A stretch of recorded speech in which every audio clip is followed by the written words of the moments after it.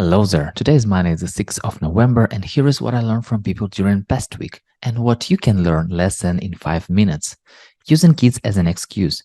What great leaders sacrifice. See freelancing as a business. The perfect family harmony and being okay with leaving money on the table. So check it out.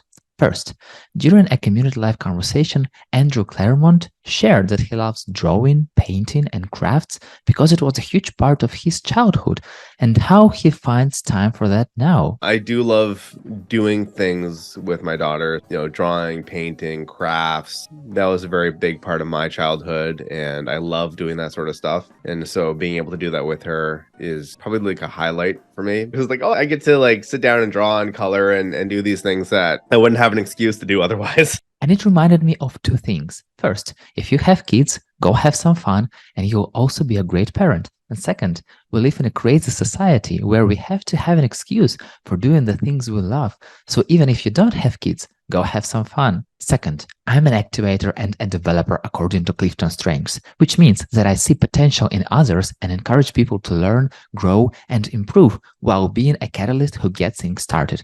So it's no wonder that I'm interested in leadership stuff, and I recently loved this quote from Simon Sinek's TED Talk. Great leaders would never sacrifice the people to save the numbers. They would sooner sacrifice the numbers to save people. It resonates so much with my understanding of leadership that those words went right to my heart.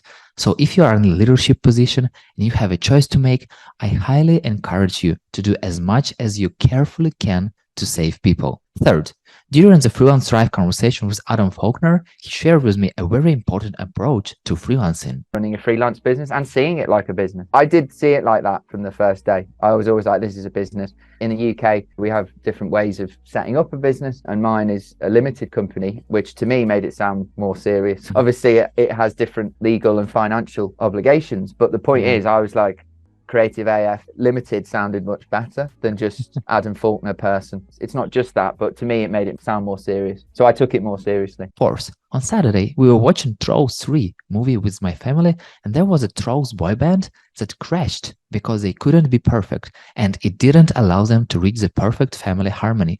However, in the end, they understood that reaching the perfect family harmony doesn't mean being perfect, but just being themselves together. And of that, I learned that we don't need to be perfect to fit the job or collective.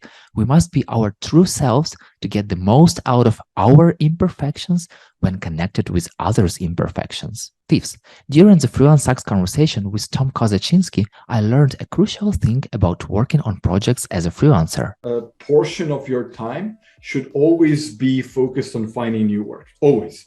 So even if somebody comes to you, now you're completely booked, you can say like, I love your project, I love your idea. At the moment, I can't take you on until next month. And that's good. Sometimes you will have clients who want to work with you and they will say, no problem, we're going to wait. And they will wait for you for a month. Some people will be like, sorry, we need someone today. And that's also fine. But you need to be okay with leaving money on the table and knowing that you have work coming in. As long as this machine that generates business is working, you know that once you're done, you're going to have something lined up. And just like that, these were 5 things I've learned from people during this week.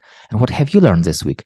Share it in the comments here or on LinkedIn or whenever, and let's connect. If you learned something new, share this episode with your friend. That's it. I'm done. See you next week.